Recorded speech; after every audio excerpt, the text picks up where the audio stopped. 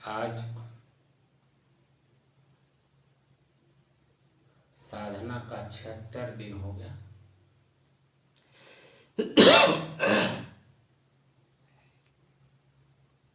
तारीख 20, दिन बृहस्पतिवार, सन 2022।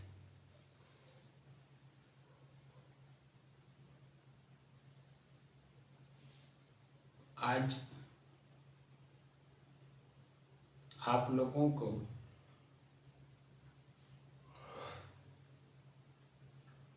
श्वास का अभ्यास क्यों कराया जा रहा है,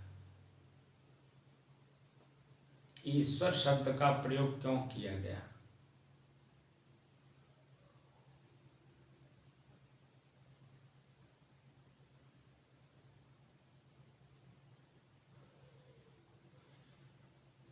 श्वास को इसलिए देखा जा रहा है कि अपने ही श्वास को जानने का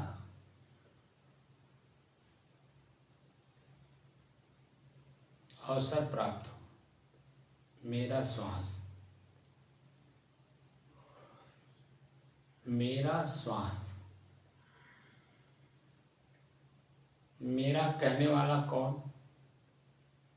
मैं स्वयं।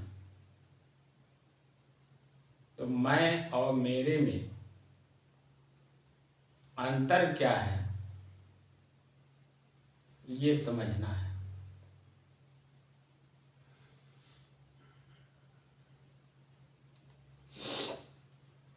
आज 76 दिन तक 2-2 घंटे सुबह शाम अभ्यास जो कराया गया अपने ही श्वास का, अपने श्वास की बारीकियों को समझिए, देखिए, क्योंकि श्वास मेरा है, मैं नहीं।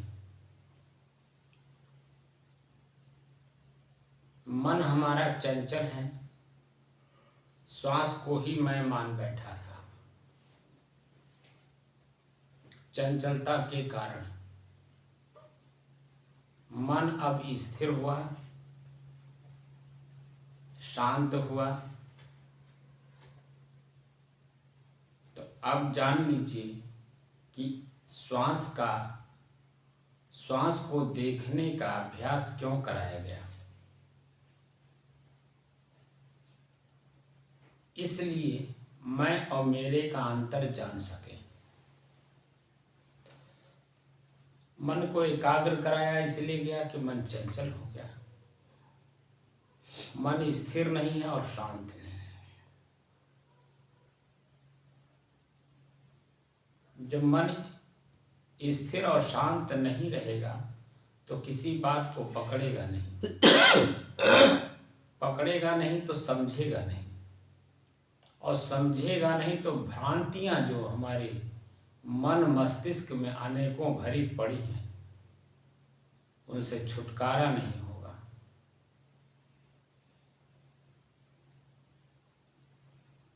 और जो साधन हैं वह और भ्रम डालते हैं। आनंद मिलेगा, सुख मिलेगा, ये मिलेगा, वो मिलेगा, ऐसा मिलेगा, वैसा मिलेगा, ये होगा, वो होगा, ऐसा होगा, वैसा होगा। वह हमें लाभ दिखाया गया, उसमें लाभ दिखा करके हम जहां पर थे उससे भी और दूर कर दिया गया। हिरण की चंचलता की तरह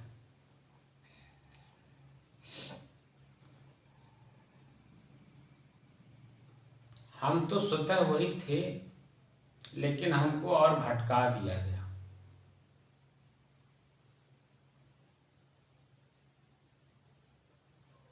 क्योंकि जो बताने वाले लोग हैं वो खुद अपनी चेतना में स्थिर नहीं है, बल्कि मन के हाथ पिके। मन कहते किसे हैं? हमने जो देखा है, सुना है, पढ़ा है, किया है, चला, पैर से चला है और हाथ से दिया और लिया है, इसका जो छाप मेरे ऊपर पड़ा हुआ है, वो जो संस्कार उसको बोलते हैं, वही मन है। अब एक शब्द यहाँ संस्कार आया, संस्कार शब्द को भी आप लोग जान लीजिए, संस्कार किससे कहते हैं।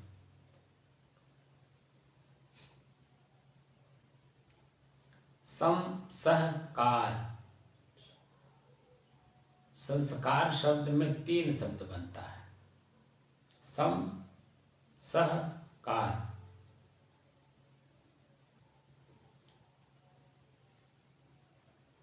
सम माने बराबर, सह माने वह, कार माने कृति, कर्म। जो आप कर्म करते हो, कर्म हाथ से भी होता है, कर्म पैर से भी होता है, कर्म कान से भी होता है, कर्म आँख से भी होता है, कर्म जीभ से भी होता है। जो मोटा मोटा हम लोग मन मस्तिष्क में मजबूती के साथ पकड़ लिए हैं, मैं आँख, मैं कान, मैं नाक, मैं मुंह, मैं जीभ, मैं पूरा शरीर, मैं और मेरे में अंतर ढूंढने के लिए ही सहज भाव में अभ्यास कराया जाता है। अपने श्वास को ही देखिए, मेरा श्वास कैसे चल रहा है, मैं अपने श्वास को ले रहा हूँ, खींच रहा हूँ, हवा अंदर मेरे नाक के द्वारा मेरे फेफड़े में जा रहा है,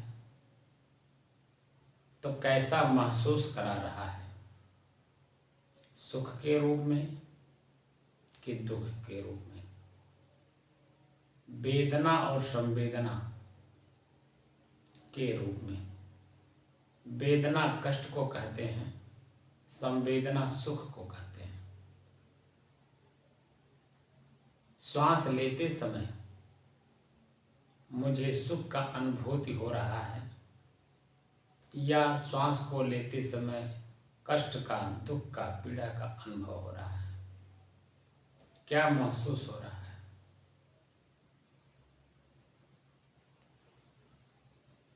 तो जो महसूस हो रहा है, महसूस जो हो रहा है, वो महसूस करने वाला अब 2 बारीकियों को पकड़िएगा। मन शांत होने के बाद ही इन बारीकियों को मन पकड़ता है, समझने की कोशिश करता है, नहीं तो चंचल ही बना रह जाता है। अनुभव, अनु माने पीछे, भाव माने प्रयोग करने के बाद उत्पन्न जो हुआ, अनु पीछे, भाव माने प्रयोग करना। किसने प्रयोग किया, प्रयोग कौन कर रहा है, प्रयोग करने के बाद अनुभव कौन कर रहा है।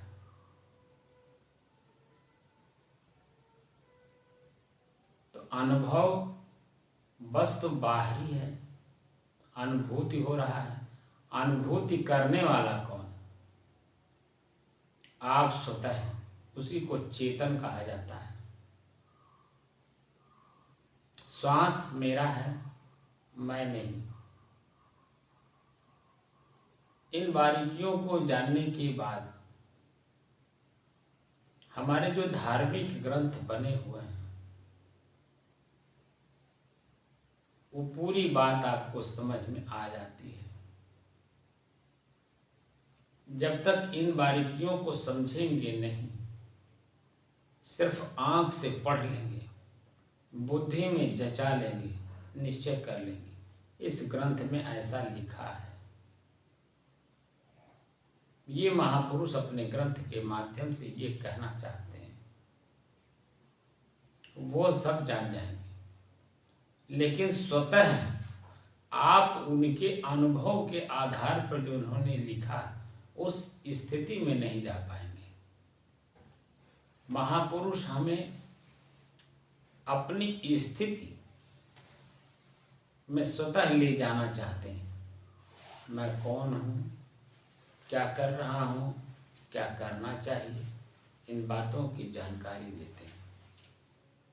जो उस लेवल पे जाता है वह उससे अनुभव करता है। स्वसंवेद्य शब्द आता है, स्वयं में अनुभव करता है। वेदना संवेदना क्या हो रहा है, वेदना संवेदना भी मेरे से ही अलग है। अनुभव करने का जो साधन है वह मन है। मन वहाँ रहता नहीं, हम अपनी चेतना में रहते हैं।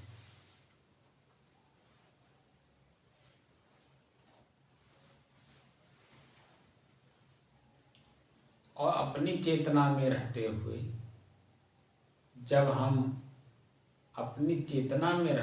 जब हम स्थिर रहते हैं, वहाँ मन की गति नहीं होती है। गति कहते हैं चाल को। जैसे दीपक का उदाहरण यहाँ पर गोस्वामी तुलसीदास जी ने दिया है। दीप शिखा सम सोई प्रचंडा। है अर्धाली चौपाई का, लेकिन बहुत महत्वपूर्ण है इस विषय पे। सोई माने वह कौन, स्वयं चेतन। जब दीपक जला करके रख दिया जाता है, जब हवाएं नहीं चलती हैं, तो दीपक का जो लौ है, प्रकाश है, प्रकाश जिससे उत्पन्न है, उसे लौ कहा जाता है। वह लौ वह टेढ़ा मेढ़ा नहीं चलता है, वो सीधा एक सिधाई में चलता है। अपने स्थिति में रहता है, क्योंकि हवा नहीं है वहाँ। हवा नहीं है इसीलिए वो चंचल नहीं होगा, टेढ़ा मेढ़ा नहीं होगा, बुझने के कगार पर नहीं जाएगा, बुझेगा नहीं वो। इसी तरह मन हवा है, अपनी गति में चलता है। तो आपका जो लव है, जो प्रचंड है, वह आपको समझने नहीं देता है। वहाँ तक जाने नहीं देता, क्योंकि वो जाएगा वहाँ तो निश्चित है उसकी चालाकी समझ में आ जाएगी। मन कहाँ कहाँ कैसे कैसे लाभ दिखा करके पहले लाभ दिखाता है, कल्पना कराएगा, उसमें लाभ दिखाएगा, और उसे पाने के लिए इच्छा जाहिर करेगा, तो उसी तरह से कर्म भी करवाता है। यह मन की गति है। जब कर्म करवा करके परिणाम सामने आने लगता है, तब पश्चाताप में डूबता है। हमारा अपना ही मन मेरे से अलग है। मेरा मन मेरा मन ही मुझे दुख दे रहा है, पीड़ा दे रहा है, पीड़ा का अनुभव करा रहा है। हमारा दुश्मन कोई बाहर नहीं है,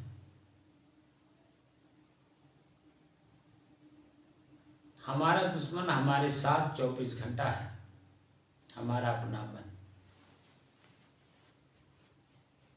मन जब शांत हो जाता है, अपनी ही गतिविधि पे ध्यान रखता है और स्वतः चेतना के द्वारा चौकन्ना रहता है कि हमसे कोई गलती ना होने पावे, नहीं तो मुझे पनिशमेंट मिलेगा।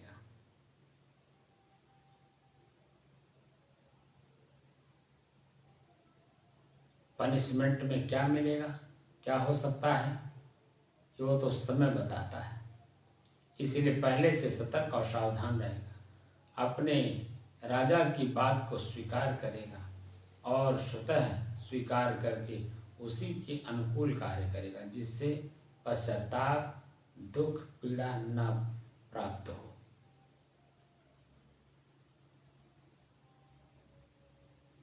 मन की गति, श्वास की गति देखने से मन की गति रुकती है।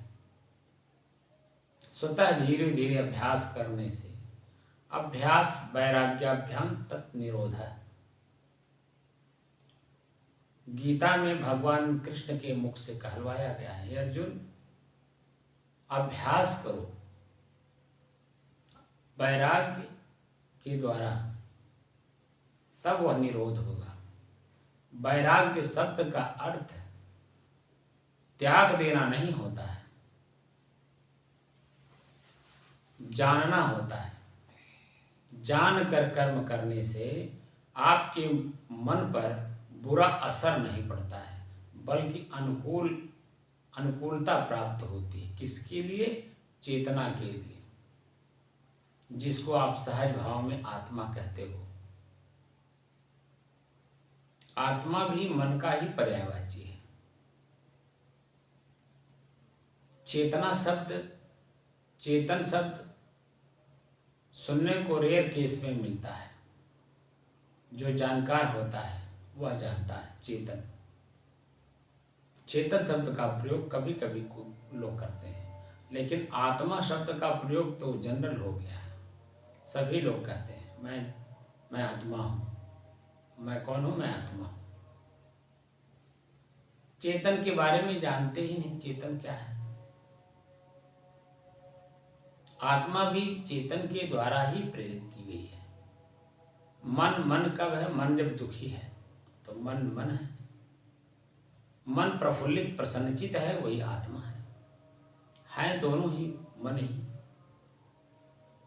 प्रफुल्लित प्रसन्नचित होने का जो अनुभव है वो भी मन के ही द्वारा।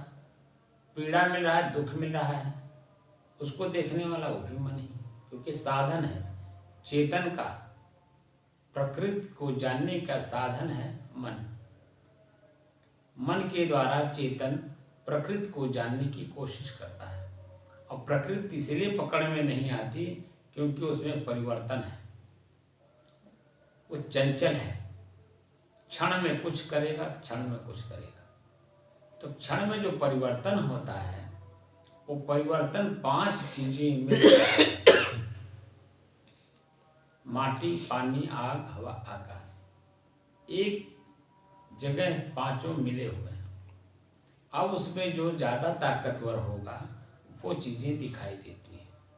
तो क्षण क्षण परिवर्तन का तात्पर्य हुआ कि पानी कभी ज़्यादा हो जाएगा तो पानी से उत्पन्न क्रियाएं वो दिखाई देती हैं। मिट्टी ज़्यादा होगा, उससे उत्पन्न क्रियाएं दिखाई देंगी। आग का हिस्सा ज़्यादा होगा, अग्नि ज़्यादा होगी, उसकी क्रियाएं स्पष्ट दिखाई देने लगती हैं। क्योंकि क्षण क्षण एक कमज़ोर होता है, एक मजबूत होता है, एक ताकतवर होता है। मजबूत नहीं बल्कि ताकतवर, कमज़ोर और ताकतवर। मिट्टी कमज़ोर हुई, अग्नि ताकतवर हो गई, उसका क्रिया दिखाई देगा। अग्नि कमज़ोर हुई, पानी ताकतवर हुआ, उसका क्रिया दिखाई देगा। तो ये क्षण क्षण आपस में ही द्वंद्व करते हैं, चंचल हैं, एक दूसरे को पटकनी देने में लगे हुए रहते हैं। तो ऐसी स्थिति में हमारा जो शरीर है, हम शरीर को ही मैं मान बैठा हूं, और ये पंच प्रकृति का है। इसमें क्षण क्षण परिवर्तन है, पल पल परिवर्तन है, क्योंकि क्रियाएं पंच प्रकृति में हो रही हैं। और हम बचपन से लेकर के और अब तक इसी को देख रहे हैं, जान रहे हैं, समझ रहे हैं, और इसी से सारी क्रिया कर रहे हैं। तो हम शरीर को ही मैं मान बैठा हूं, जो कि शरीर मेरा है, मैं नहीं। तो मैं और मेरे में अंतर श्वास को जब आप देखने की क्रिया जान जाएंगे इस और करते करते अभ्यास करते करते श्वास का ही अभ्यास करते करते आपका मन जो चंचल बना हुआ था उससे एकाग्र होगा। एकाग्र का मतलब होता है एक धन अग्र। एक समय में 1 घंटे तक किसी एक बात को लेके वो स्थिर नहीं रह सकता। उसमें कुछ न कुछ उसमें और क्या क्यों कैसे किसके लिए कब के लिए प्रश्न उसमें डालता रहेगा, स्थिर नहीं रहेगा। ये चीज़ ऐसे है, उसको पकड़ करके स्थिर रहना ये नहीं कर पाता है। वो क्या है, क्यों है, किसके लिए है, कब के लिए है, ये तो सब चीज़ों पे वो एनालिसिस करने लगता है, चिंतन करने लगता है, चिंता करने लगता है, खोज करने लगता है। और जब खोज करता है तो भटक जाता है। जो चीज़ जैसी है हो बहू उसे स्वीकार करने में मन को ही दिक्कत आने लगती है, स्वीकार नहीं कर पाता है, इसीलिए उसे चंचल कहा जाता है। जो जैसा है वैसा उसे स्वीकार कर लेना, उसमें प्रश्न न करना एकाग्रता का लक्षण है। और एकाग्र मन जब होता है तब स्थिर भी होता है। किसी एक ही काम को लगातार करेगा और तब तक करेगा जब तक उसका परिणाम उसके अनुकूल नहीं आ जाएगा, जैसा वो चाहता है, उसे स्थिर कहा जाता है। और इसी में सूक्ष्म रूप से वो मन शांत भी है, क्योंकि अन्य चीज़ों को नहीं सोच रहा है, नहीं बोल रहा है, नहीं कर रहा है, इसीलिए वो शांत भी है। तो हम यहाँ पर आप लोगों को प्रथम दृष्टया जो हमारा उद्देश्य है, जो हमारा लक्ष्य है, जो हमारा ध्येय है, वो सबसे पहले हमारा जो चंचल मन बना हुआ है, मन पहले एकाग्र हो। किसी एक काम को करने में जब तक उसमें सफलता प्राप्त ना हो तब तक वो चलता रहे, और सफलता प्राप्त कर लिया, स्थिर है, आनंदित है, प्रफुल्लित है, प्रसन्नचित है, वो क्षणिक होता है, थोड़े समय के लिए होता है। और उसे ही फिर जब मिल जाता है, मिल करके अनुभूति कर लेता है, तो फिर उसे स्थिर करना चाहता है। जो कि वो बाहरी चीज़ है उसमें परिवर्तन है, क्योंकि वो पंच प्रकृति का है और उसमें क्षण क्षण परिवर्तन है। परिवर्तन की चीज़ों को स्थिर करना चाहता है और शांत भाव से, सहज भाव से उसे हमेशा प्रयोग में लाना चाहता है। तो कैसे होगा, क्योंकि वो परिवर्तन वाली वस्तु है, क्योंकि बाहरी है, मैं नहीं हूँ, मेरे में है। तब मेरा वस्तु जो होगा वह अपने क्रिया में चलेगा, न कि जैसे आपका पुत्र, आप कहते हैं मेरा पुत्र, पुत्र का शरीर आपके शरीर से अलग है, लेकिन जो क्रिया प्रकृति की आपके शरीर के साथ हो रहा है वही क्रिया आपके पुत्र के शरीर के साथ भी हो रहा है, क्योंकि वो भी प्रकृति का है। अब उसमें जो चेतना है, जिस चेतना के चलते आपके पुत्र का शरीर बोलता है, सुनता है, करता है, दौड़ता है, वह चेतन तो आप ही की तरह है, स्वतंत्र सत्ता है। और स्वतंत्र सत्ता स्वतंत्र वस्तुओं को ही देखेगी, सुनेगी, करेगी, भोगेगी उसका परिणाम। और ये अनादिकाल से चला आ रहा है। आज आप देख रहे हैं मेरे घर में मेरे पुत्र के रूप में वो उपस्थित है, लेकिन जब आप अपने को जानने की कोशिश करते हैं तो वो भी समझ में आ जाता है कि वो सामने वाला जो शरीर है, उस शरीर को जो चलाने वाला ड्राइवर है, मालिक है, वो भी मेरे ही तरह है। मेरे ही कर्मों के द्वारा जैसे मैं दुखी सुखी हो रहा हूँ, वैसे वो भी है। वो भी अनेकों जन्मों से इसे शरीर पकड़ रहा है, छोड़ रहा है, उसका परिणाम भोग रहा है, दुख भोग रहा है। वह भी सुख और शांति चाहता है। अपनी चेतना में लौटना चाहता है, लेकिन उसे बताने वाला नहीं, उससे बता करके उसे स्वयं उसका अभ्यास कराने वाला कोई नहीं। तो मैं पिता तो जरूर हूँ, मेरा मेरा बेटा तो जरूर है, लेकिन है तो मेरे से हर सिस्टम अलग। शरीर भी मेरे से अलग है, उसमें जो चेतना है वो मेरी तरह स्वतंत्र सत्ता है, वो भी मेरे से अलग है। आप उसे कब तक बांध करके रखेंगे? उसे चेतना दीजिए। अपनी चेतना का, चैतन्यता का बोध जो आपके पास है वही आप देना चाहते हैं, लेकिन शरीर के माध्यम से देना चाहते हैं, मैं के माध्यम से नहीं। तो पीड़ा आपका खुद का पीड़ा वैसे का वैसे ही बना हुआ है। तो अपनी पीड़ा जब आप नहीं निकाल पाए तो आपके अपने पुत्र का पीड़ा कैसे निकाल पाएंगे? क्योंकि वह भी आप ही की तरह स्वतंत्र सत्ता है। उसे आप सिर्फ जानकारी दे सकते हैं। ज्ञान का मतलब जानकारी, थ्योरी के रूप में। प्रैक्टिकल तो उसे स्वयं करना होगा। हमारे सामने जितने भी लोग, आप सब लोग बैठे हैं, वह मेरी तरह आप लोग स्वतंत्र सत्ता हैं, स्वतः चैतन्य बोध ज्ञान रखते हैं, जानकारी रखते हैं, क्योंकि वो शरीर के माध्यम से रखते हैं। मैं, जैसे मैं राम लखन दास, आप सामने बैठे हैं राम अवतार दास, आप सामने बैठे हैं संजीव त्रिपाठी। शरीर सबका अलग अलग है। सामने बैठे हैं रामदीप मौर्य जी,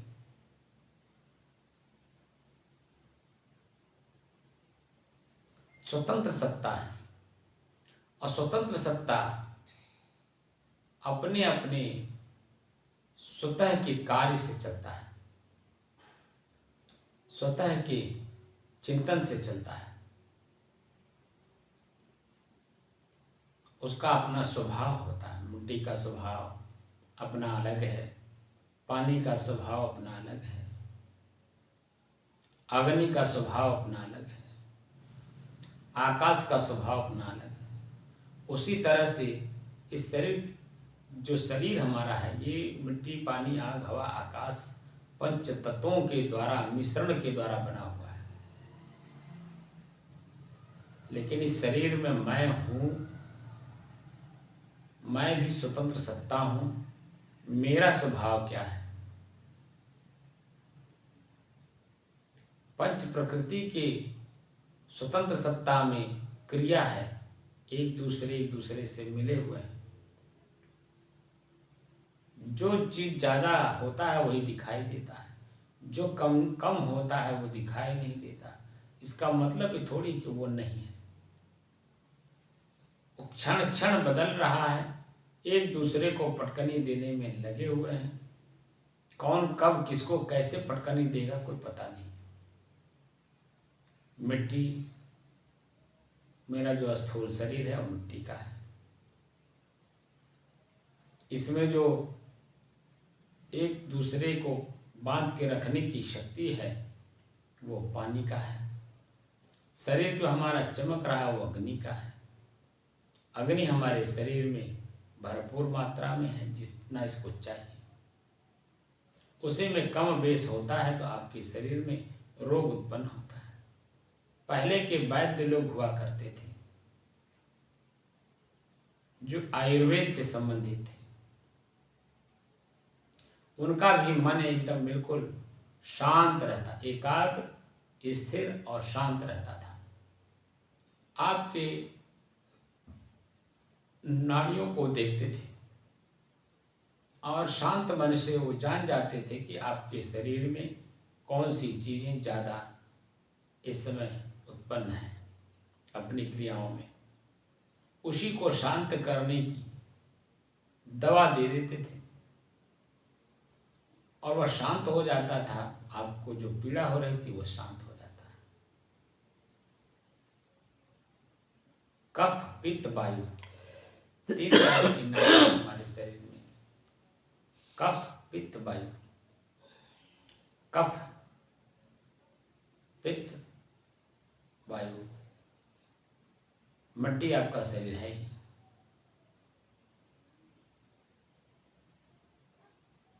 इन तीनों चीजों में जो बुराइयां मैंने ताकतवर होता था वो दूसरे को दबाने की कोशिश करता था, और जब दबा करके उन्हें दबा ले जाता था तो उनको पीड़ा देता था, यानी स्वयं शरीर में अनुभव होता है।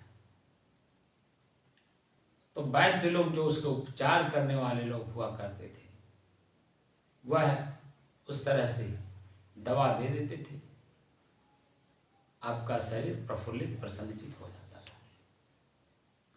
इसी शरीर से जो पीड़ा हो रही थी वह पीड़ा आपका निकल गया, आपका शरीर प्रफुल्लित प्रसन्नचित हो गया, फिर अन्य कामों में अपने काम में लग गया। तो शरीर मेरा है, मैं शरीर नहीं। तो अपने शरीर को अपने श्वास के माध्यम से अपने शरीर को और अपने को पढ़ने का तरीका मिलता है सहज भाव में।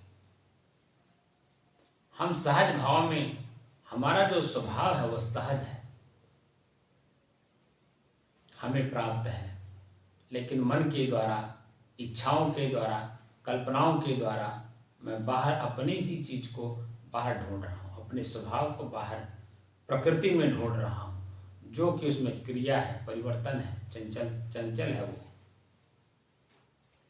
जब क्रिया होगी तो उसमें परिवर्तन, उसका जो परिणाम आएगा वो तो स्वतः आप ही देखते हैं, जानते हैं और भोगते भी हैं, दुख सुख। लेकिन ये दोनों आपसे अलग हैं, सुख भी और दुख भी। आप अपने उस शक्ति में वापस जाना चाहते हैं जो जिस शक्ति से ये शरीर शक्तिमान है, अपनी चेतना में। इसी को वैज्ञानिकों ने सुप्रीम पावर कहा है, जो सबको पावर देता हो। तो वो बाहर, वैज्ञानिक लोग बाहर ढूंढते हैं, प्रकृति में ढूंढते हैं, इसलिए उन्हें भी देखिए, उनका भी शरीर एक दिन नष्ट होता है, खोजते खोजते वो बाहर खोजते हैं। इसी पॉइंट पे सदगुरु कबीर साहब ने कहा है, दौड़त दौड़त दौड़िया जहलक मन की दौड़, दौड़ भया मन थिर भया वस्तु। जिस वस्तु को आप प्रकृति में खोज रहे हो, ये ब्रह्मांड प्रकृति के द्वारा चल रहा है, और प्रकृति में परिवर्तन है, और परिवर्तन वाली चीज को आप स्थिर करना चाहते हो, और उसी में अपनी चीज को खोजना चाहते हो, जो कि वह अपनी स्वतः सत्ता है, स्वतंत्र सत्ता है, उसमें अपनी क्रिया है, और क्रिया परिवर्तन कराता है। तो परिवर्तन की चीजों को स्थिर करना चाहते हैं, कैसे होगा? जब स्वतः आप स्थिर हैं, लेकिन अपनी स्थिरता का बोध नहीं। अपनी स्थिरता का बोध करने के लिए ही सहज भाव में अपने श्वास का ही अभ्यास करना है। जैसे जैसे आप इस शरीर के माध्यम से अपने ही श्वास को स्थिर करने की कोशिश करेंगे, एकाग्र, पहले तो चंचल मन है उसे एकाग्र करिए, और एकाग्र होने के बाद उसे स्थिर करने की कोशिश करिए, और फिर स्थिर होने के बाद स्वतः अपनी चीज में आप जब लौट जाएंगे तो शांति का स्वतः में अनुभव होगा, क्योंकि मन चंचल नहीं है, मन क्रियाशील नहीं है, तो चंचल कहाँ से होगा? और चंचल जब क्रिया नहीं करेगा तो क्रिया एक ही वस्तु में एक समय में करेगा, और उसका परिणाम जब आता है तो चिल्लाता है, दुखी होता है, पीड़ित होता है। चिल्लाने से तात्पर्य है प्रसन्न होना। कोई अनुकूल कार्य हो गया तो प्रसन्नता से उसे बांटेगा, बताएगा लोगों को। लेकिन अगर अपने अनुकूल नहीं हुआ तो पीड़ा होती है, तो अंदर अंदर अपने को चिंता के द्वारा अपने ही अग्नि में जलता है, दुखी होता है, पीड़ित होता है। लेकिन अनुकूल हो जाता है तो चार लोगों से कहता है, प्रफुल्लित होकर, प्रसन्नचित होकर। लेकिन है तो साक्षी दोनों का वो स्वतः है, आप स्वतः हैं। तो क्रिया हमेशा दोबारा ना करें कि ताकि उसमें जो परिणाम आए हमारा मन प्रफुल्लित हो, प्रसन्नचित हो, आनंदित हो या दुखी और पीड़ित हो। दोनों को जानने वाला कौन? दोनों को जानने वाले आप स्वतः शांत स्वरूप है। आपका जो स्वरूप है वो स्वतः शांत है, शांत स्वरूप है। चेतना अपने आप में शांत स्वरूप है। इसीलिए उपनिषद कहता है कि जो निद्रा अवस्था है उसी अवस्था को जागृत अवस्था में हमें प्राप्त करना है। प्राप्त भी क्या करना है, प्राप्त है उसी में बस खाली स्थिर होना है। क्योंकि जब जिस समय में आप नींद में रहते हैं उस समय में आपका मन क्रिया नहीं है। ये नहीं कहता कि मैं साधु हूँ, मैं बड़ा ज्ञानी हूँ, मैं मूर्ख हूँ, मैं गृहस्थ हूँ, मैं ये हूँ, मैं वो हूँ। वहाँ कुछ नहीं रहता। मैं हूँ इतना ही होता है बस। अब मैं हूँ जब जहाँ पे होगा वहाँ क्रिया हो, क्रिया भी होगी तो सिर्फ अनुभव होगा। मैं हूँ बस। क्रिया प्रकृति में होती है और प्रकृति की क्रियाएं अपने शरीर का जो धर्म है वो अपना चलता रहता है। वो आपके कहने से स्थिर थोड़ी होता है, वो रुकता थोड़ी है।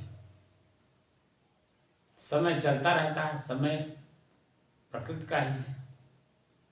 एक क्षण के लिए भी आप किसी चीज को रोक नहीं सकते। अगर आप रोकते हैं इसका मतलब उसकी सूक्ष्मता नहीं जानते हैं। परिवर्तन है जिसको क्षरण बोलते हैं। क्षरण प्रकृति में क्षरण है, आप में क्षरण नहीं है। आप नष्ट नहीं होते, जिसको कहते हैं अविनाशी। विनाशी नहीं है, अविनाशी है। आप में विनाश नहीं है। इसीलिए कहा जाता है, इसीलिए हमारा जो सनातन धर्म है, सनातन धर्म स्वभाव को कहते हैं। जो सनातन है, सदैव रहने वाला वस्तु है, वो स्वतः आप हैं और उसका जो नीति नियम है वो स्थिर है।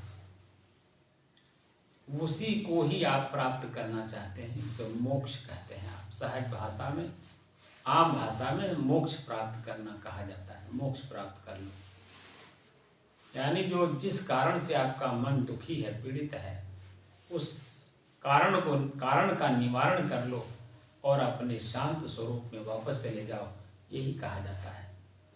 उसी का साधन सीखा जाता है, क्योंकि मन बहिर्गत हो गया है और बहिर्गत मन हमारा कब से है यह हमें पता नहीं है। और अगर आज मानव जीवन में रहते रहते अगर इस कार्य को हम नहीं कर लेते हैं तो आगे भी अनंत काल तक, कब तक हम सुख दुख, हानि लाभ, मिलन वियोग प्राप्त करते रहेंगे कुछ पता नहीं है।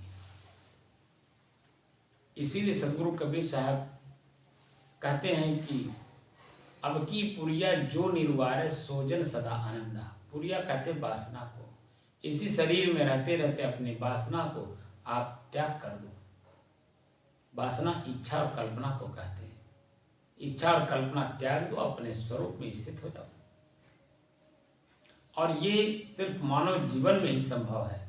इसके पहले भी कई बार आप लोगों ने मानव जीवन किया है, लेकिन बस वही शरीर से संबंधित चीजों में उलझे रह गए। सदगुरु कबीर साहब साखी प्रकरण में, बीजक के साखी प्रकरण में पहले ही वाक्य में कहते हैं, जहिया जन्म मुक्ता हता तहिया हता न कोई, छठी तुम्हारी हाँ जगह तू कहाँ चला भी कोई। जब जब मानव जीवन में हम थे, हम अपने दुख सुख से परे अपनी चेतना में लौटने की कगार पर थे, लेकिन मन के अधीन होने के कारण हम शरीर को अपने जो शरीर का जो शरीर जो संसाधन था, इसका प्रयोग हमने सिर्फ प्रकृति में की, बाहरी चीज़ों को प्राप्त करने। इतना बड़ा मेरे पास जमीन हो जाए, इतना धन हो जाए, इतने राज्य का मैं मालिक हो जाऊं, ये हो जाऊं, वो हो जाऊं, ऐसे मेरे पास ये चीज़ हो जाए, मेरे पास हो जाए, उसी में उलझे रह गए।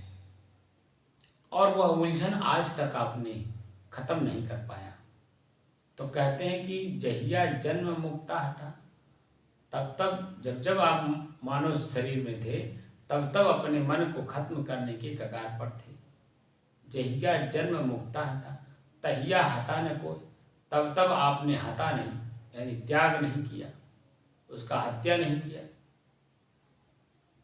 मन का हत्या कर लिए होते तो आज आपको पीड़ा और दुख ना होता। जो शरीर के माध्यम से हम लोग सुख दुख प्रतिदिन भोग रहे हैं,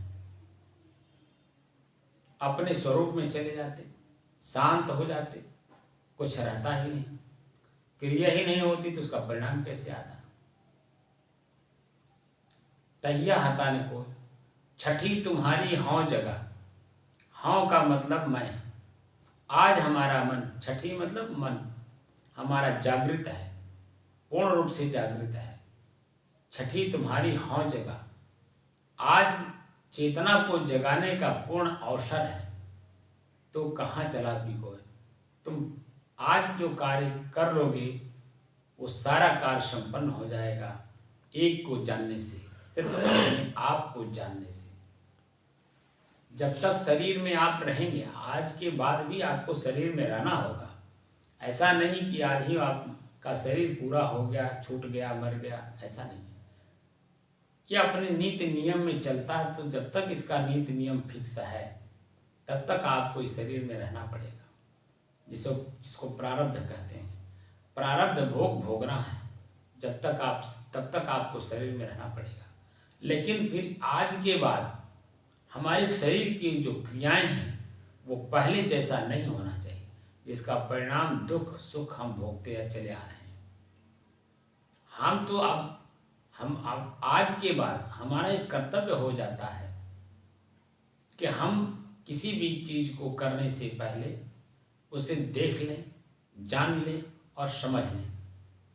जैसे आप रोड पार करते हैं, वहाँ आपको 3 बातें लिखी मिलती हैं, रुकिए, देखिए, तब जाइए। किसी भी काम को करने से पहले, इच्छा बनाने से पहले मन को एकाग्र करिए। एकाग्रता का मतलब होता है लक्ष्य बनाइए, हमें यह काम करना है।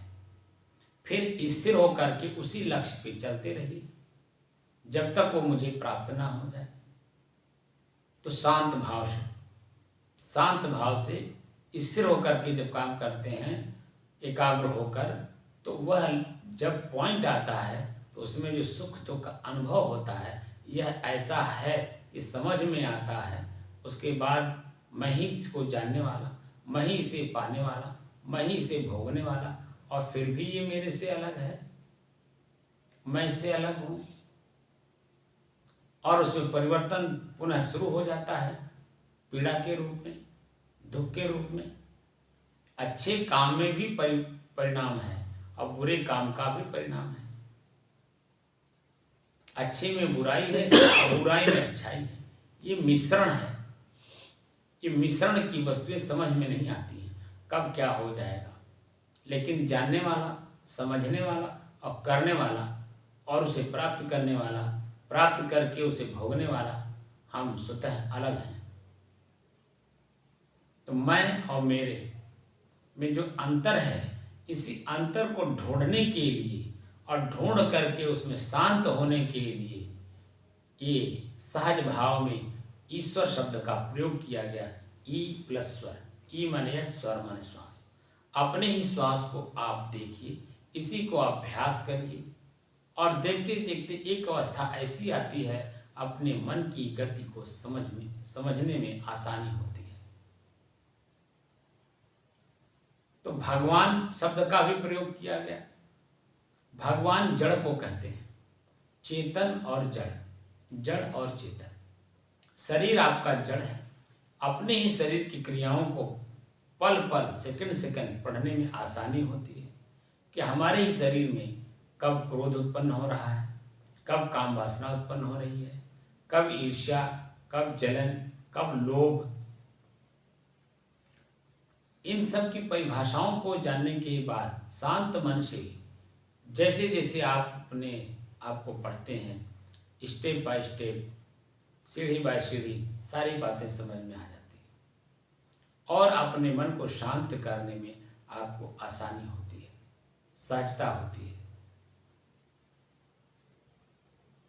तो सहज भाव में हमें अपनी वासना से ही मुक्त होना है। वासना हमें जन्म जन्मांतर में दुख देगा। दुई दुख मेट की हो सनाथा। दो दुख क्या है? जन्म और मरण।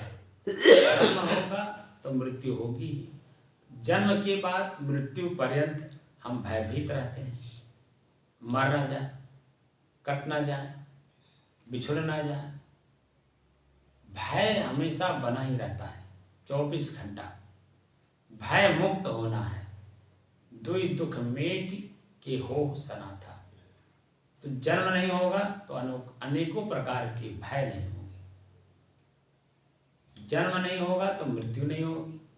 जन्म और मृत्यु का भय नहीं होगा। और इसके बीच में 100 साल जीना है कि 50 साल जीना है कि 60 साल जीना है, मालूम नहीं।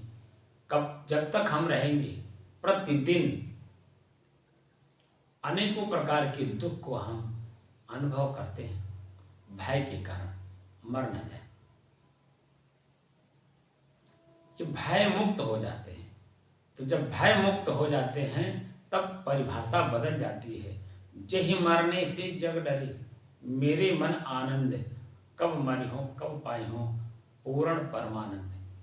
मरने की भी अपनी एक कला होती है। उस कला से जो मरता है, शरीर को ऐसे छोड़ता है जैसे सांप कीचुल को छोड़ता है। बस सांप कीचुल छोड़ दिया, क्या सांप नष्ट हो गया? सिर्फ केचुल छोड़ा और अपने आप में मस्त हो गया। केचुल के कारण, केचुल उसके शरीर में है और उस शरीर में जो दुख हो रहा था, पीड़ा हो रहा था, उस पीड़ा के कारण वो आगे बढ़ नहीं पा रहा था। क्योंकि बताते हैं, मैं तो देखा नहीं हूँ, बताते हैं कि केचुल रहने से सांप चल नहीं पाता है, देख नहीं पाता है, खा पी नहीं पाता है, कुछ कर नहीं पाता है, इसलिए पीड़ित रहता है, दुखी रहता है। और जब वही कीचुल त्याग देता है तो फिर उसी अपने वेग में चलता है जैसे पहले था। तो चेतना अपनी वेग में चली जाती है, अपने आप में चली जाती है, अपने स्वभाव में चली जाती है, जो शांत स्वरूप है, अपनी शांति में पुनः वापस लौट जाता है। वो क्रियाओं में, प्रकृति में नहीं उलझता है। इसीलिए सहज भाव में अपनी चीजों को पढ़ने के लिए, मैं कौन हूं, शरीर क्या है, मैं चेतन हूं, शरीर भगवान है, जड़ है, पंच प्रकृति का है, इसलिए इसमें परिवर्तन है। हम परिवर्तन को देख रहे हैं और अपने परिवर्तन को देख करके, अपने आप को समझ करके उसको स्थिर, एकाग्र, शांत करने में आसानी होती है। मन भी हमारा प्रकृति का ही है। मन चंचल है, ये कई समय में कई काम सोचता है, कई बात बोलता है, चिंतन भी कई तरह से करेगा, स्थिर नहीं रहेगा। तो उसके मन के अंदर में जो प्रफुल्लित, प्रसन्नचित होने की जो शक्ति है वो प्राप्त नहीं होगी। तो जब बाहरी चीज़ें प्राप्त होने में उसे दिक्कत होगी तो जो स्वतः है वहाँ तक जाने में उसमें तो दिक्कत तो होगी ही। बस भय मुक्त हो जाना। अभयम सत्य ज्ञान योग व्यवस्थिति। ज्ञान को योग के द्वारा, या यूँ कहें कि योग को ज्ञान के द्वारा सुव्यवस्थित ढंग से अपने जीवन में प्रयोग कर लेना और अपने शांत स्वभाव में वापस लौट जाना, वही निर्भयता है। जो अभ्यास करेगा, बार बार अभ्यास करेगा, अपनी चीज़ों को जानने के लिए अपने ही मन को शांत करेगा। पहले तो एकाग्र करे, बहुत बातों को ना सोचे, एक ही बात को लेके काम करे तो एकाग्र हुआ। उसी बात पे चलते रहना, उसमें कमी बेसी देखते रहना, वो स्थिरता का काम है। और जब वो प्राप्त हो जाता है, क्रिया रुक जाती है, वही शांति है। आपका मन क्रियावान नहीं बल्कि शांत रहेगा, ना सोचेगा, ना बोलेगा, ना करेगा, ना उससे उत्पन्न परिणाम को भोगेगा, एकदम बिल्कुल शांत शांत शांत।